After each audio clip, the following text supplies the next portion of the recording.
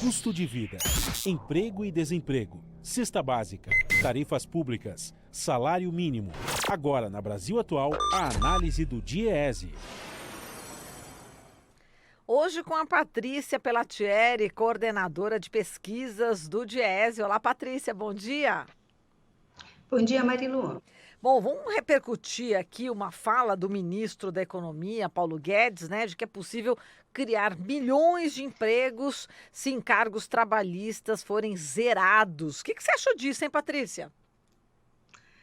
Na verdade, é mais uma ilusão criada aí pelo ministro Guedes, como diversas outras que ele vem falando sem nenhuma base técnica.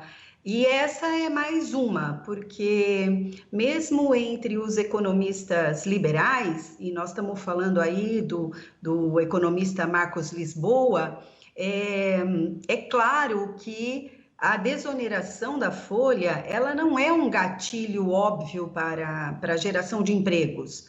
É muito mais provável, quando você faz a desoneração, que ocorra ajustes internos, ou seja, o empresariado primeiro ajusta os seus custos e aumenta a sua margem, eles falam em recuperação da margem de lucro, e é isso que nós vimos, inclusive, na recente desoneração feita pela presidenta Dilma. Foi exatamente o que aconteceu, não houve geração de emprego e vários estudos mostram exatamente isso. Estudos do IPEA, aqui no Brasil, estudos da GV, e se nós quisermos recorrer aí a estudos internacionais, tem um recente estudo feito pelo Jonathan Gruber sobre o Chile, onde houve uma desoneração intensa da alíquota previdenciária que foi feita no Chile, e o estudo mostra que essa desoneração não teve impacto positivo sobre o nível de emprego. Então, são diversos estudos, e não são só aqueles do campo progressista, mas também do campo liberal, que mostram que o que o ministro fala é, no mínimo, vender uma ilusão que não se sustenta. Inclusive, quem se beneficia exatamente são os patrões, né?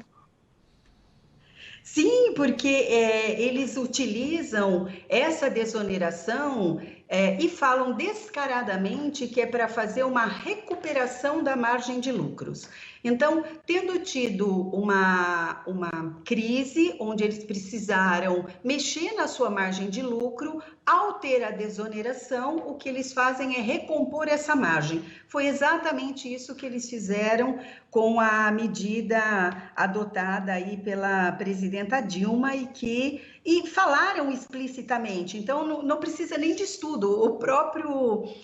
Os próprios empresários, eles dizem isso, porque a lógica do capital, ela não é uma lógica social, ela é uma lógica do lucro. Então, em primeiro lugar, vem a recomposição desse lucro. O capital não está interessado se o país está ampliando muito o nível de miseráveis, se está desempregando. O que importa para o capital é o quanto eu posso acumular e o mais facilmente possível. Então, na verdade, o que define a geração de emprego, que é uma das coisas que o ministro Guedes tem dito, né, que os encargos trabalhistas vão aumentar, a desoneração dos encargos vão aumentar a produtividade e vão gerar muitos empregos. O que define a geração de emprego são outros fatores, né? Tem muito a ver com a questão da demanda. Quando você tem uma população empobrecida, essa população não consome, porque quem consome é a população pobre. Toda a sua renda, ela vai para o consumo, e é isso que faz girar a economia. Quando você não tem demanda, você não tem a decisão de investimento. A decisão de investimento, ele tem uma lógica, ele só vai produzir mais se ele tiver para quem vender.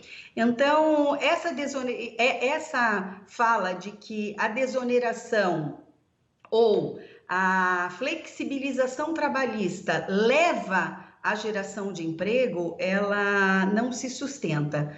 No caso da produtividade, Marilu, se você me permite, é ainda mais grave, porque a produtividade é mais do que comprovado que ela só acontece quando você tem melhores condições de trabalho, quando você tem trabalhadores satisfeitos, envolvidos. Então, todas as medidas adotadas, elas vão justamente na contramão do aumento da produtividade.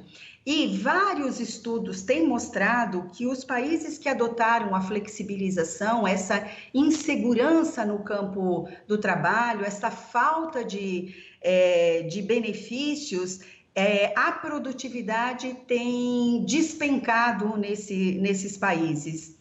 Então, quando nós olhamos para o Brasil, o que nós vemos, na verdade, são políticas que levam a uma intensa concentração da renda. Então, todos os números já mostram isso. De 2015 para cá, nós temos uma concentração de renda muito grande e um aumento do número de pobres e miseráveis. Então, é assustador ver que em 4 anos nós tivemos um salto na extrema pobreza, na miséria, de 4,5 milhões de trabalhadores e trabalhadoras. E não são trabalhadores e trabalhadoras só desempregados, são também, parte desses trabalhadores são ocupados. Então, é assustador ver que na comparação de todos os países, o Brasil está lá no topo em concentração de renda. Ele só é ultrapassado pelo Catar, que é um país absolutista, e assim mesmo, com uma taxa, é ultrapassado muito proximamente. Então, e nós vemos que essa reversão que vinha acontecendo até 2014, ela se acelera muito fortemente a partir